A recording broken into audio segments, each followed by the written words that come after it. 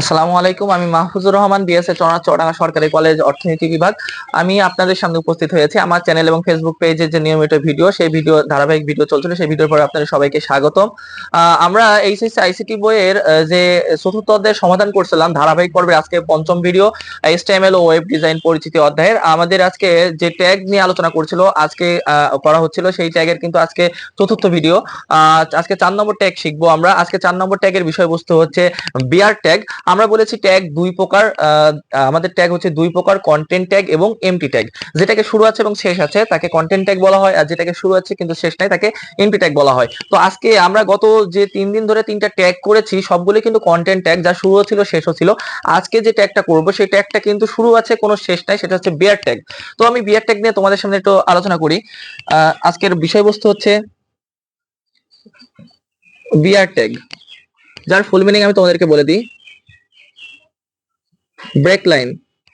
তো তোমাদের প্রশ্ন হতে পারে যে এই ব্রেক লাইন বা বিয়ার ট্যাগ কিভাবে কোথায় ব্যবহার করা হয়। তো আমরা জানি যে আমাদের যে ওয়েবসাইট, পার্সোনাল ওয়েবসাইট কিংবা শিক্ষাগত ওয়েবসাইট কিংবা ব্যবসায়িক ওয়েবসাইট, যে কোনো ওয়েবসাইটে আমাদের যে কোনো কন্টেন্ট, যে কোনো লেখা, যে কোনো ছবি, যে কোনো ভিডিও অ্যাড করার জন্য কিন্তু আমার এইচটিএমএল কোডিং করা লাগে। তো এইচটিএমএল কোডিং যে করা লাগে, তো এইচটিএমএল কোডিং করতে হয় কিসের মাধ্যমে? ট্যাগের মাধ্যমে। তো আমরা বলেছি 31টা ট্যাগ শিখবো আজকে। 4 নম্বর ট্যাগ ব্রেক লাইন, বিয়ার ট্যাগ, যেটা এমটি ট্যাগ, যে শুরু আছে কিন্তু শেষ নেই। আমি একটা উদ্দীপকের মাধ্যমে বোঝালে তোমরা সহজে বুঝতে পারবা। দেখো,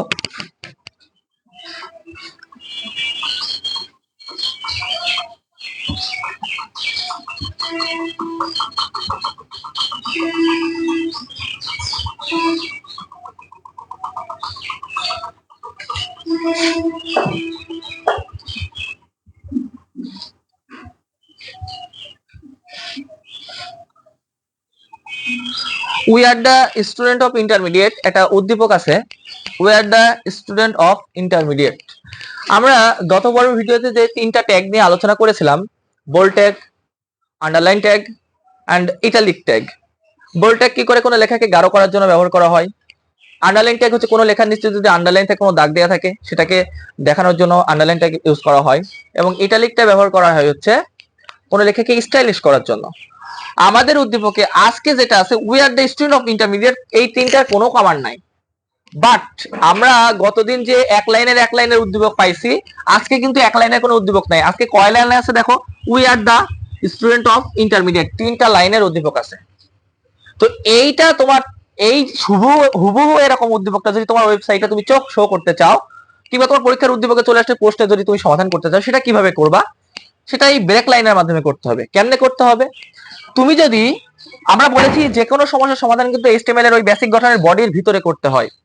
তো বডির ভিতরে যদি করতেই হয়, তুমি যদি এরকম 3 লাইনে তুমি লিখে রেখে দাও, এটা কিন্তু স্যারে কেটে দিবে। এমনকি ওয়েবসাইটেও কিন্তু এরকম, তুমি যদি নিচে নিচে করেও লেখো, ওয়েবসাইটে কিন্তু নিচে নিচে শো করবে না, ওরা কিন্তু পাশাপাশি শো করিয়ে দেবে। তো উদ্দীপকের মতো নিচে নিচে শো করানোর জন্য, অর্থাৎ এক লাইন থেকে পরের লাইনে যাওয়ার জন্য এই বিয়ার ট্যাগ বা ব্রেক লাইন ট্যাগ ব্যবহার করা হয়।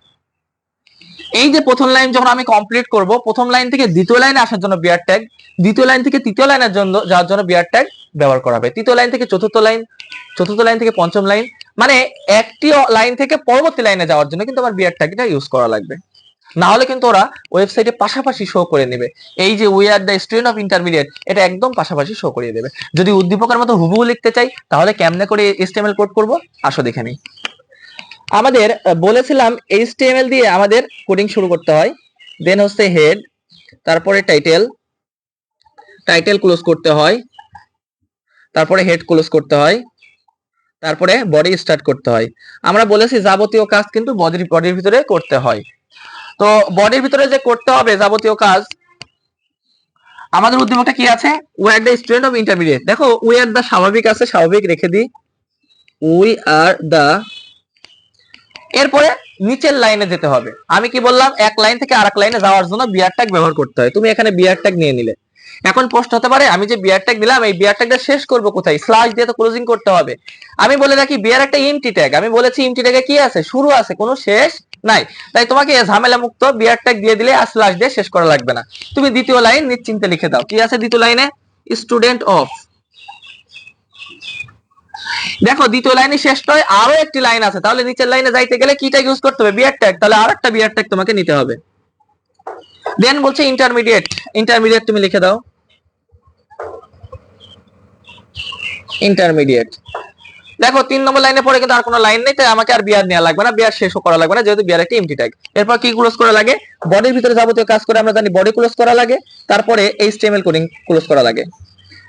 এই দেখো বন্ধুরা, আজকে আমরা আরেকটি নতুন ট্যাগ শিখলাম, বিয়ার ট্যাগ বা ব্রেক লাইন ট্যাগ। এভাবে কিন্তু আমরা ধারাবাহিকভাবে 31টা ট্যাগ সম্পাদন করব, তারপর ওয়েব ডিজাইন নিয়ে আলোচনা করব এবং তারপরে বোর্ডের কিছু সমস্যার সমাধান করব। আমাদের কিন্তু ধারাবাহিক সমস্যার সমাধান করব, তোমরা সাথে থাকলে, তোমরা নিয়মিত ভিডিও দেখলে কিন্তু তোমাদের কাছে সহজ হয়ে যাবে। আজকে এই পর্যন্তই, আমাদের সাথে থাকার জন্য ধন্যবাদ।